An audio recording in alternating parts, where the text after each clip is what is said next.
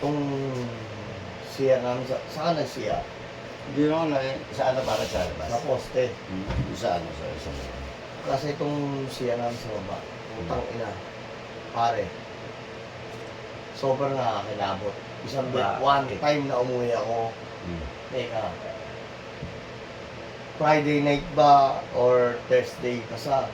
Basta ito nangyari. Utang ina. Yung nakaraan linggo. Oo. Ito lang lumipas. Utang ina pare. Pasok ako siyempre. Kahit sa trabaho. Oo, siyempre galing sa trabaho sa Ah, Liga. sir, ito mo na. Iba, auto, so iiga talaga. Utang ina O pare. tatay ka.